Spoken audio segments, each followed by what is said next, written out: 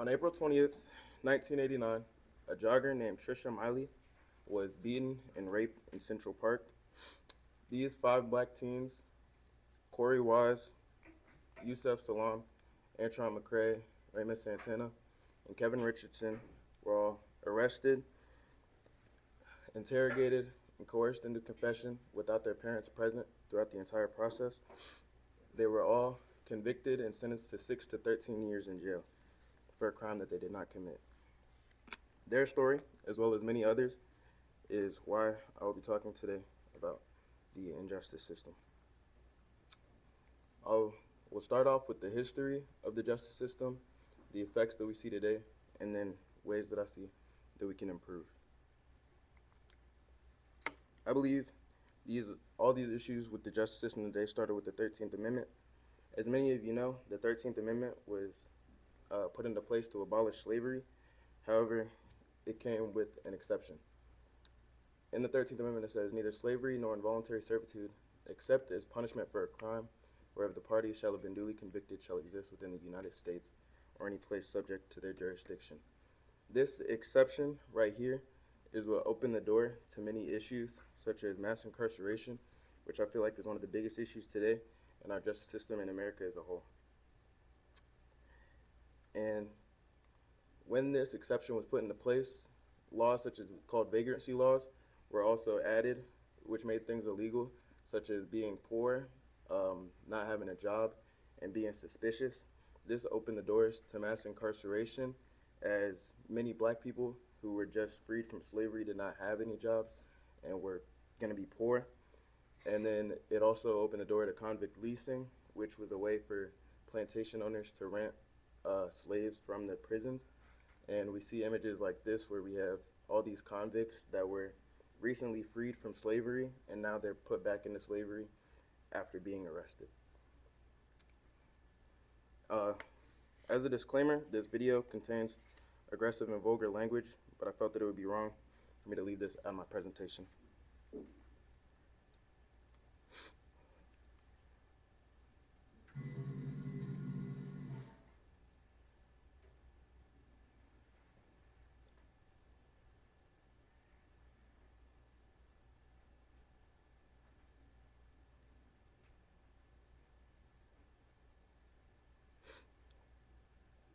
Here's how I would approach that issue as a statistician, or no, as a psychologist, which I'm not, is how abstract you handle the rest of it.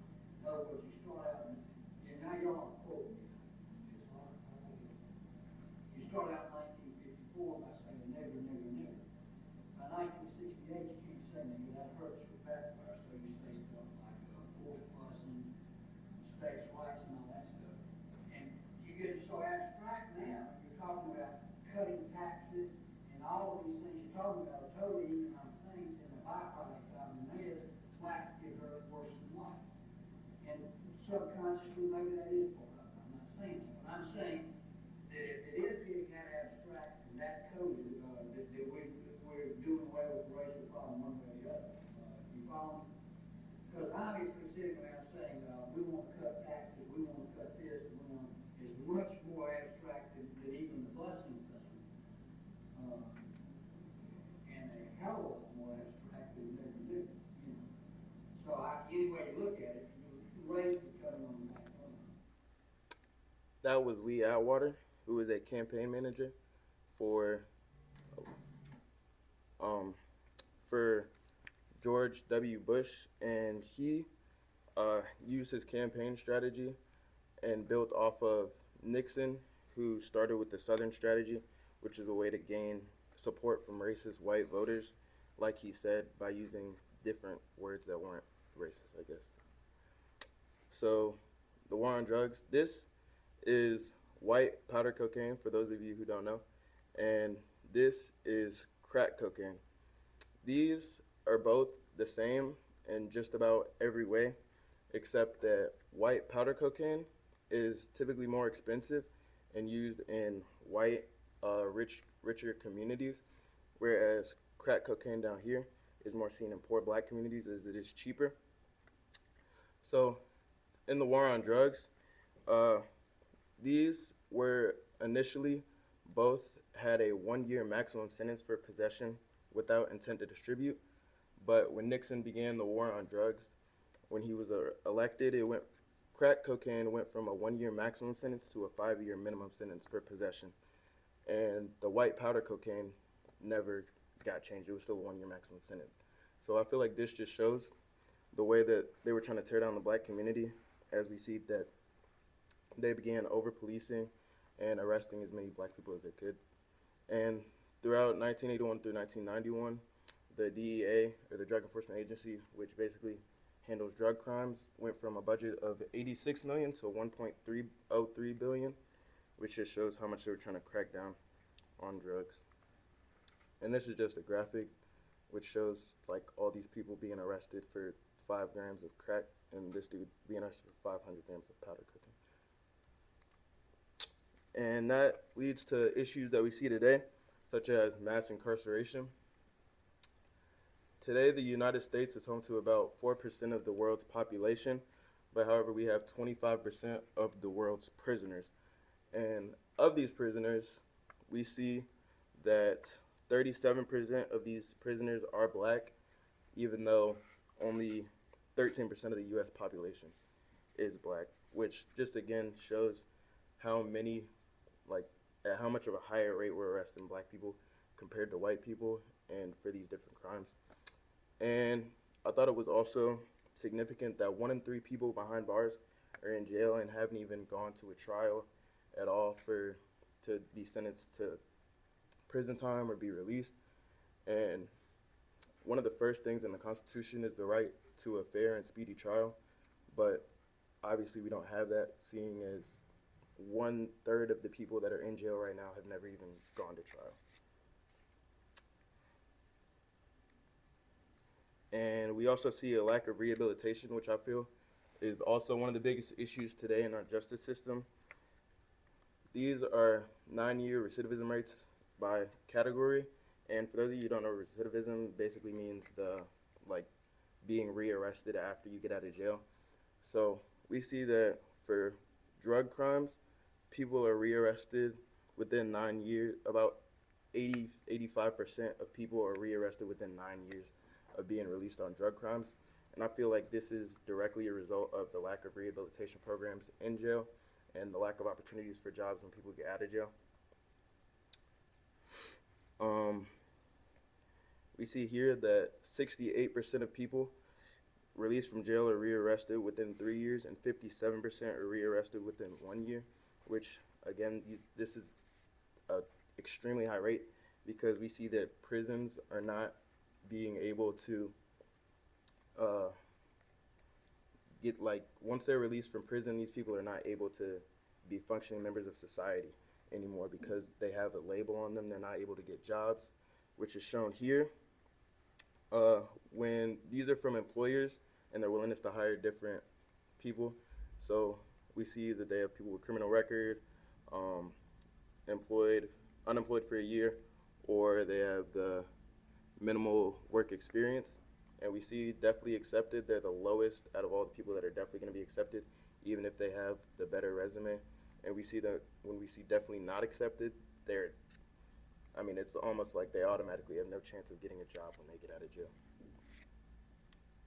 And this just creates a cycle, like a revolving door, where basically once you go in jail, you're stuck in that cycle for a long time after that for many people. And ways that I see we could fix this: prison and policing reform. In the U.S., there are 37 states that allow police to work before attending any basic training, which I feel like is terrible, considering that, these people can put you in jail and take away years of your life without attending any basic training. And we see that this, compared to all these other countries, we have the lowest amount of hours required for basic training for our officers, which I think is one of the main contributing factors to these issues we have in the justice system. And just some evidence that that prison reform can work. The incarceration rates in California are down to the lowest they've been since 1980 with their new reform systems. And in Norway, they also went through a prison reform in the 1980s and 1990s, and they went from a 60% recidivism rate to down to 20%, which is now the lowest in the world. And rehabilitation system. Um, the lack of rehabilitation, like I said, is one of the biggest issues, and we could see that 60% of inmates, more than 60%, are functionally illiterate, which means that they have no real education. They can't read and write, which I feel like is a huge issue because when they get out of jail, they have no skills. They can't do anything to get a job when they get out of jail. And we see that inmates that participate in educational programs in prison have a 43% chance, 43% less chance of getting rearrested. So educating these people in jail, out of jail, it works. It'll help them to stay out of the prison system. And it also increases their chance of employment by 13%, which doesn't seem like a lot, but that's 13% of people that will stay out of jail once they're released. And as we see, the college specific programs also hold a 51% higher chance of them not being rearrested. So then, how this relates to the Bible, I chose Leviticus 19:15. You shall do no injustice in court. You shall not be partial to the poor or defer to the great, but in righteousness shall you judge your neighbor. Like it says here, you shall do no injustice in court. I feel like from what I explained today, we obviously see plenty of injustices in the court and prison systems. And yeah, I feel like we need to stick more to this in our justice system. Colossians 3:12 and 13. Since God chose you to be the holy people he loves, you must clothe yourselves with tender-hearted mercy, kindness, humility, gentleness, and patience. Make allowance for each other's faults and forgive anyone who offends you. Remember the Lord forgave you, so you must forgive others. I feel like this is one of the biggest things we're missing in the justice system is a sense of mercy and kindness to others, because whenever people get arrested, they go through the justice system, they have a label on them, like a convict or stuff like that, and this label follows people throughout even their whole lives after they're arrested, convicted. I mean, people lose jobs, people can't get jobs when they're out of jail, and I feel like if we showed some compassion to these people, really tried to understand their situations, tried to help them get better, then that would improve the lives of everyone. And that's all I have.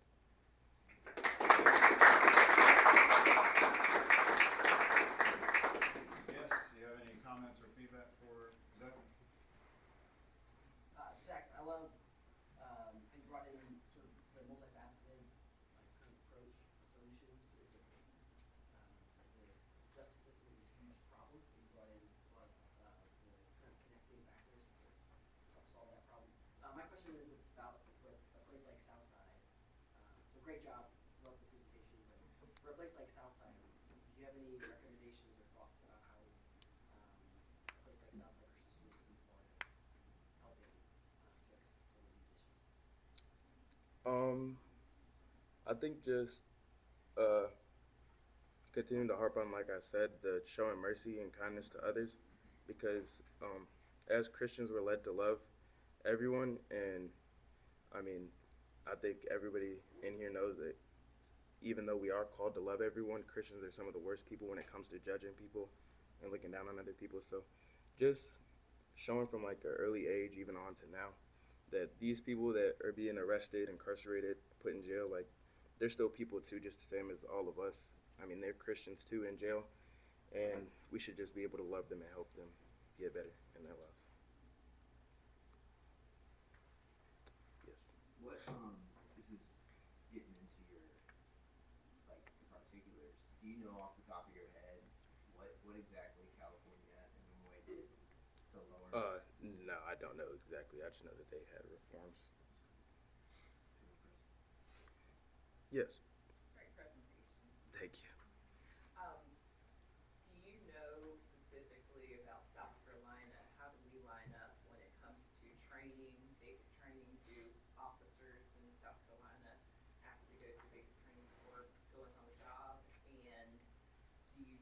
what our stats look like as far as, um, the types of crimes. I think you had a bar graph that showed, the types of, crimes and how recidivism, um, how the crime is connected to recidivism. I don't know exactly for South Carolina, but I can go back to uh, this one right here. Um, yeah, this is all the information. I meant to look at the South Carolina one, but I did not. But these are just all the different crimes here that were listed that I looked into. But no, I don't know for South Carolina specifically. Okay. Are our officers required to have basic training before starting? I'm not sure.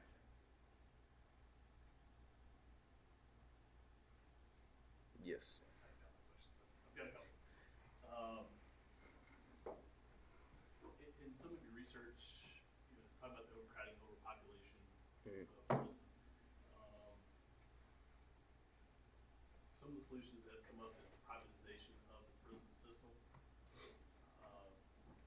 you have any thoughts or feelings or opinions on the privatization of essentially a for-profit prison system? Yeah, I'm completely against private prisons. I think that's the worst way to go about it because they're making money from inmates being in the prison. So, yeah, no, I'd say move away from those. Which, if I could interrupt, is part of the value of this presentation is that a lot of folks don't really understand there are prisons operating right now that are for-profit prisons. Yeah. So, put the magnifying glass of all the inequities that we're seeing here, the disproportionalities that we're seeing here, put that in the backdrop that, yeah, somebody's making money off this, which is why it's such a strong thing that, going all the way back to the 13th Amendment, that, yeah, we're not allowed to enslave people anymore unless they've broken the law, in which case, and then this just has this legacy that yes, there are currently right now, we have prisons that are making money off of an imprisoned population. So that starts to tent a little bit all the other statistics about how the United States has a higher imprisoned population than any other country, by far, like proportionally. a higher proportion of we are a big country, we have a huge population, but a higher percentage of our population is imprisoned over against all the other countries in the United States. And it's like another little, and it's interesting like how many different questions this springs off. Like, well, what about South Carolina? What about training? What about this, that, or the other? And so like a question in my mind is, I wonder how many of those other countries have for-profit prisons? Because again, there just seems something inherently wrong about that, Yes, sir. I want to go back to the earlier presentation. First of all, great job, and thank you for having the courage to do this presentation. If you read earlier in the presentation, it's just a comment of the reasons you could be in prison. One of the things says, if you're suspicious. What does that even mean? Yeah. Because anything that I'm not aware of is suspicious to me. So even the root causes of why you can imprison a person gets us to the results we have now. So I think when you go back to root cause as to how this developed, we are seeing the results of the root cause. Right. Which, and having worked with Zach, I wish y'all could see, for everybody's presentation, how much in the backdrop, a lot of y'all had, and y'all know this, I've had one-on-one conversations with most of you, right, about your presentations, and it's unfortunate that I can't give you just a full hour of talking about this stuff, because a lot of these things will come out. And Zach, where his research ended up leading him was more down that historical path, so that a lot of the modern stuff that the questions that immediately come to mind based on this stuff, it's a never-ending trail, unfortunately, and it's heavy to think that, but that's where most of his research ended up going, was more towards the historical aspects of it. Coach, do you have another question? I've got two more. If I can't get both in, I'm okay. As far as talking about police reform, just your take and your feeling on most policing forces in the United States don't have any type of requirements that if an officer is found guilty or charged with a crime while on the job, they don't have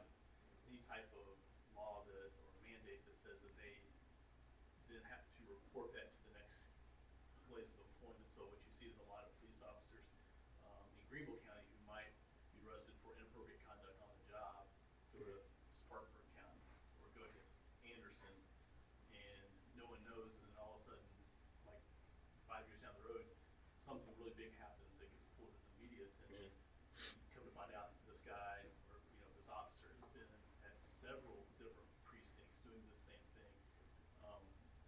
What would you like to see change, maybe in that process that might help in this reform? Well, I think one thing that definitely, like you said, is a lack of accountability on these officers, because like they wear a badge, they're like above the law, or they are the law, but they're really here to uphold the law. So I feel like they historically, police officers have not been held to that higher standard that they are supposed to be upheld to, and they have not been held accountable for things like you said.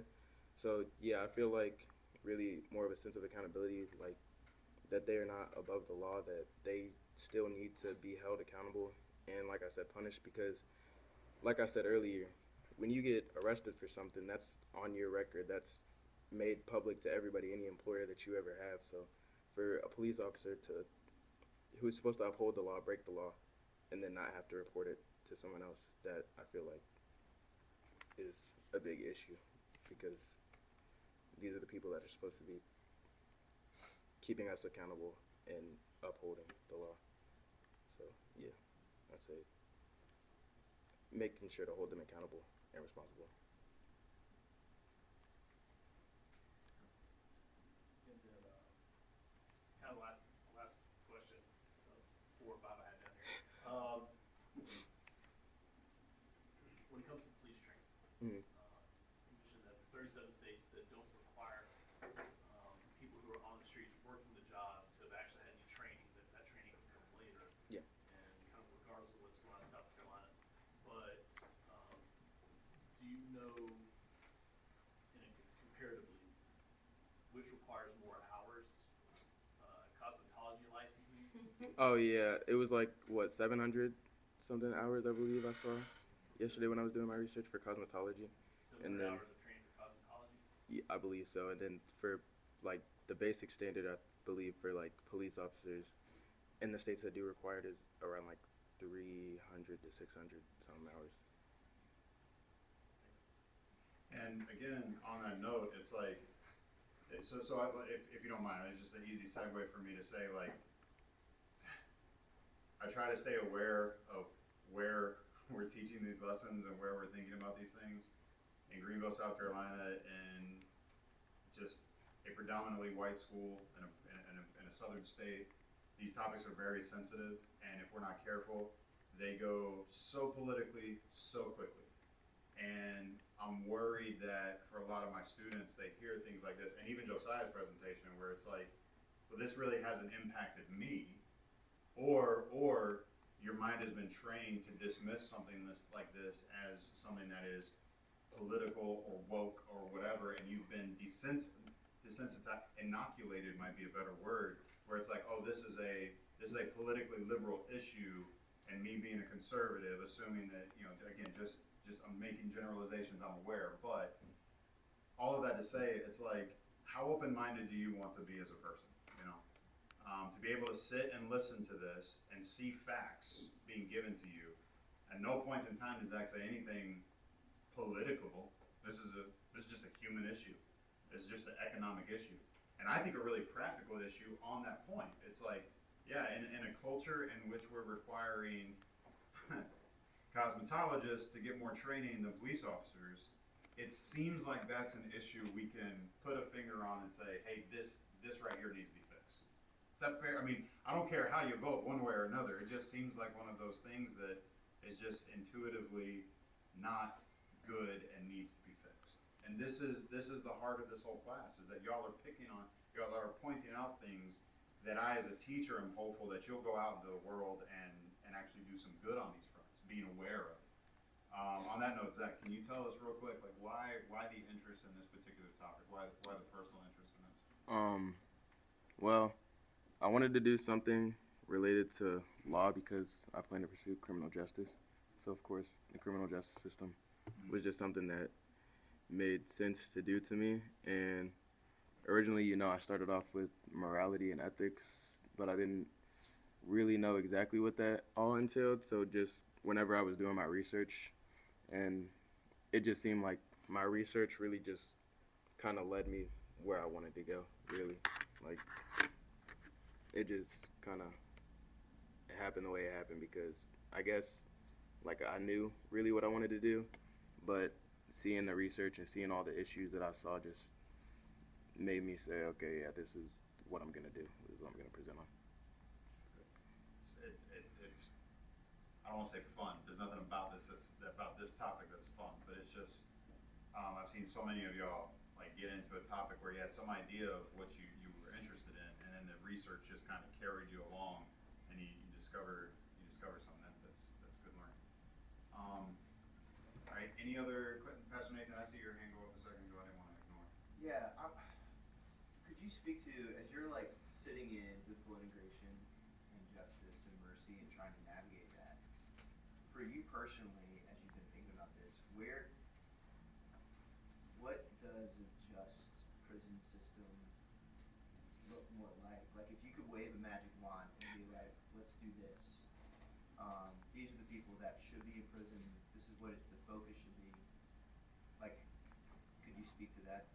Well, I look at countries like Norway, like I said, that have the lowest recidivism rates.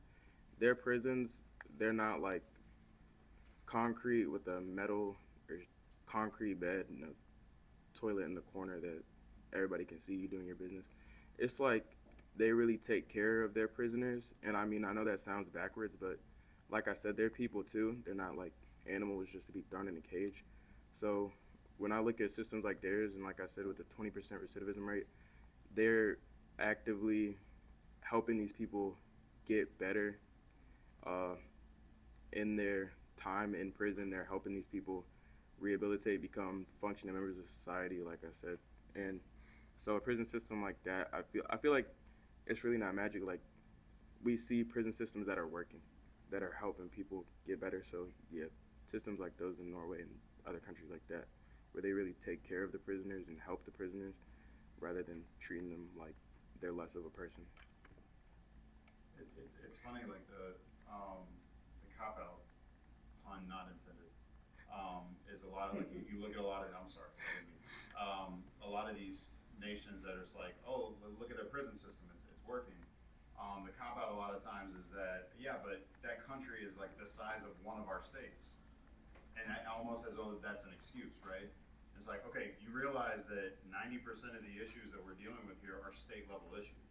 Like, that's why a lot of these states break down into state level, like 37 states doing this, that, or the other. States are they wildly vary from one to another in terms of how their prison system looks. And so, yeah, these nations are the size of one of our states. So we should be paying attention to that because they're dealing with a populace comparable to what we're dealing with. You see, like, again, I'm trying to get you to see the practicality behind all of this stuff. So there's that. We got like 2 minutes. Classmates, y'all got anything? I'm sorry, that seems really cheap for me to only give y'all 2 minutes. Adrian, you got your hand up. Is there any type of like crime that they should be staying in jail for? Like, is there any type of people that should be in jail? well, I mean, I feel like if you're arrested properly, the trial and everything is properly handled, I think, yeah, I mean, if you do a crime that is punishable by jail time, then yeah, you should be in jail. But I feel like the issue is more what happens during the process and then in the process and then after the process. That it's like, yeah, they should be in jail, but how do we help keep them out of jail when they get out? Yes, Paul. What do you think about the death penalty? Oh, I had a whole research review on the death penalty. I don't agree with the death penalty at all. I don't think, like I said, I think mercy is something that should be taken into account. I don't feel like I or anyone else should have the right to decide who gets to live or die. And obviously there's the argument like, yeah, if you're a murderer, well, you took somebody else's life, so they should take your life. But I don't think two wrongs don't make a right, so I don't feel like we should be playing God in a sense to where because they committed a certain crime, now we should take their life and just, I mean, if you really wanted to punish someone, then just I guess just give them life in prison. I mean, again, that would be a better alternative, I think, to me than the death penalty. And it's also, even if you don't really have a moral issue with it, it's also expensive and takes a lot of time. And I was actually doing a research review, and it was like, I forget what the percentage was. I want to say it was like 30%, something like that, of people on death row have mental illness. So I feel like those are people that need to be helped rather than put to death. So, yeah, no, I don't agree with the death penalty. All right, good conversation. Let's get it.